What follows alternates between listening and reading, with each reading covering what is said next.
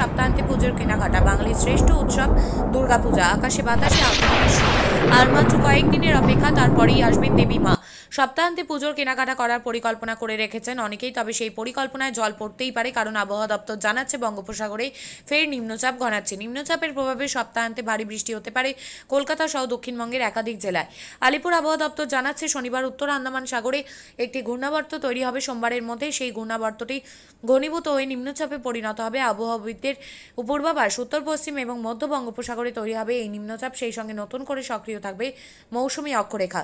নিম্নচাপ ও মৌসুমী অক্ষরেখা জোড়া ফলায় রবিবার থেকে ফের দক্ষিণবঙ্গে শুরু হবে বৃষ্টি, সেই সম্ভাবনায় প্রবল। কলকাতা সহ হাওড়া, হুগলি, উত্তর ও দক্ষিণ চব্বিশ পরগনা, পূর্ব ও পশ্চিম মেদিনীপুর এবং ঝাড়গ্রামে বজ্রবিদ্যুৎ সহ বৃষ্টির পূর্বাভাস দেওয়া হয়েছে। সোমবার বজ্রবিদ্যুৎ সহ বৃষ্টির সম্ভাবনা রয়েছে হুগলি, উত্তর চব্বিশ পরগনা, পশ্চিম মেদিনীপুর, বাঁকুড়া, পূর্ব পশ্চিম বর্ধমানে। দক্ষিণে বৃষ্টি হলে উত্তরবঙ্গ ভারী বৃষ্টির পূর্বাভাস নেই। পার্বত্য এলাকায় বিক্ষিপ্তভাবে খুব হালকা বৃষ্টি হলেও হতে পারে।